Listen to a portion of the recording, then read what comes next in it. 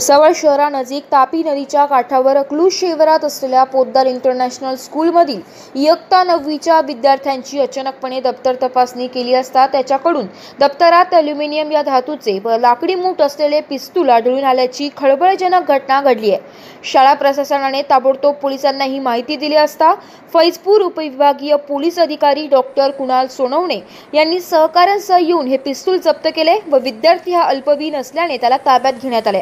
शाळेचे मुख्याध्यापक एच शाह यांनी फिर्याद दिल्यावरून गुन्हा दाखल करण्यात आलेला आहे। सदर विद्यार्थी हा भुसावळ येथील रेल्वे कर्मचाऱ्याचा मुलगा आहे व रेल्वे भागातीलच रहिवासी आहे। या घटनेने शाळेसह भुसावळ शहरात एकच खळबळ उडाली आहे। या मुलाकडे हे पिस्तूल आले कुठून, त्याला ते कोणी पुरवली, त्याने ते शाळेमध्ये का आणले याबाबतचा पोलीस तपास घेत आहे। शाळेसारख्या पवित्र ठिकाणी व एका अल्पवयीन विद्यार्थ्याकडे पिस्तूल आढळून आल्याची ही भुसावळ शहरातील पहिलीच घटना असल्याने पोलीस विभागाने याची गंभीर दखल घेतलेली आहे।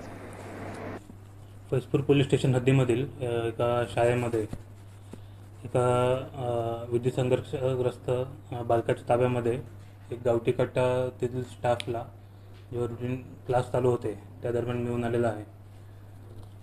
तर त्याबद्दल त्या शाळेचे संबंधित शाळेचे प्रिन्सिपल यांनी फैजपूर पोलीस स्टेशन येथे गुन्हा दाखल त्यांची फिर्याद घेऊन दाखल करण्यात आलेला आहे।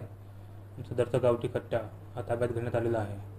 तसेच याबाबत पुढील तपास चालू आहे। गुन्हा काय दाखल केला आहे या विषयावर? या संबंधामध्ये आपण सुसिरियस नंबर 119/23 आर.मॅट कलम 3/25 या अन्वये आपण गुन्हा दाखल केलेला आहे।